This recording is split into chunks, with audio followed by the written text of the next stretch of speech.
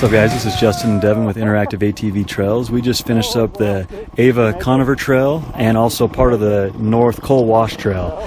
We kind of combined the two because we started south in Eagle Canyon and then took the Eva Conover Trail to the North Coal Wash Trail to get up to the Devil's Racetrack, which is what we're going to ride next. So that was the route we took to get to Devil's Racetrack. We started from the south and rode north.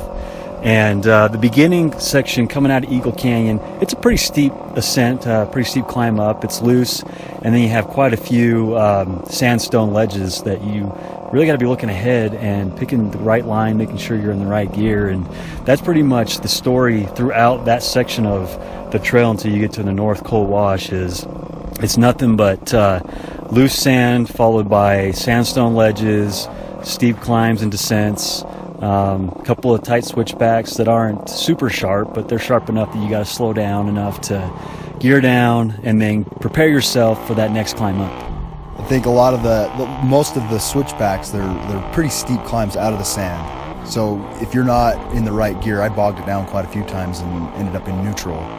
So my biggest thing was trying to make sure I was in second gear so I would have the RPM to go through the sand and then be able to climb that hill.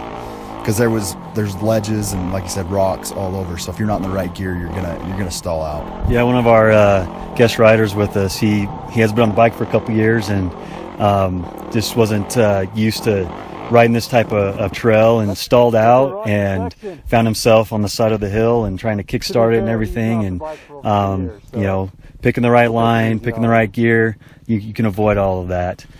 Well, a lot of those, too, when you're going up, there's ledges, but then you almost have to go straight at it and then take a 90-degree turn to get around maybe a larger ledge to get kind of to the trail. So it's not like a straight up.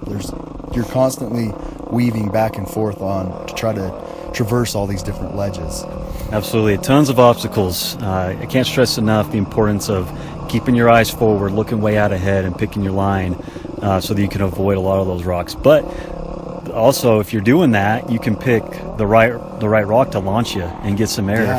If you want to get some, you want to jump and have a little bit more fun, then picking the right line to hit just the right rock at the right speed and the right gear can really launch you. Yeah, this trail for sure. I mean, your experience. I mean, it ranges from, I think, even like your 8-year-old son could do that. I mean, but also somebody with experience that wants to jump and really have a good time. This will accommodate all skill levels.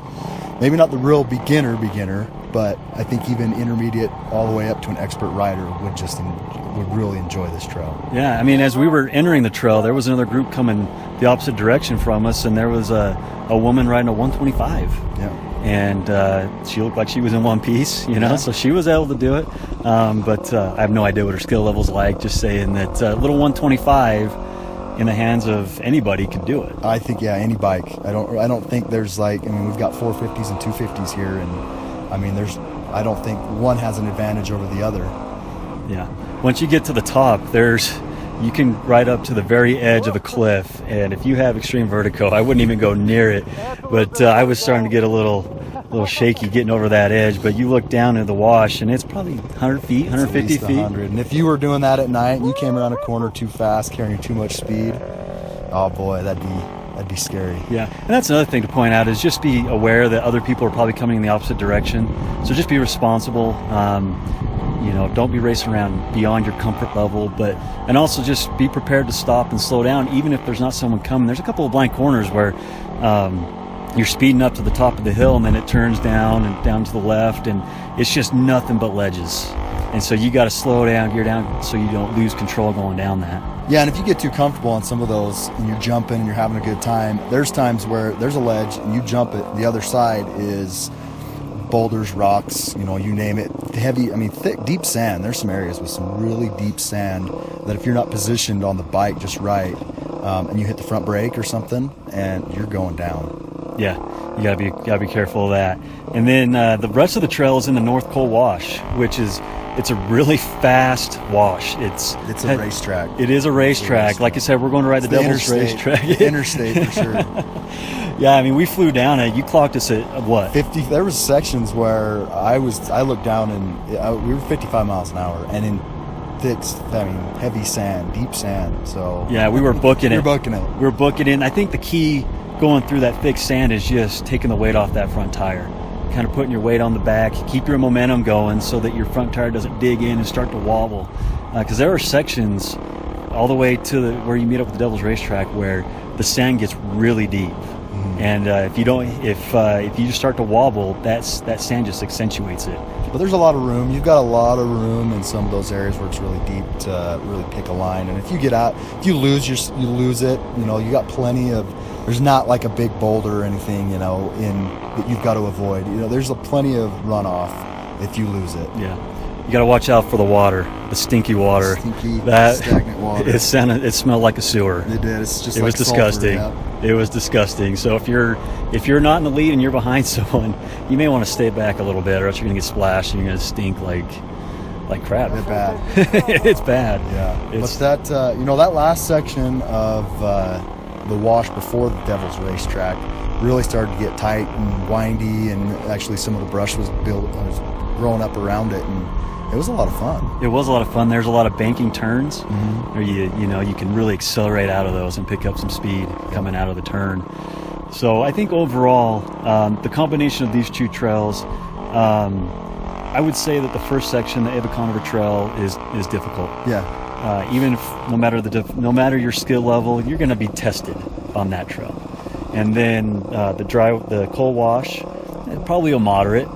You know, now, it just depends on how fast you go. This is a dirt bike. I mean, I think if you were on a four-wheel drive, you could creep up all these ledges.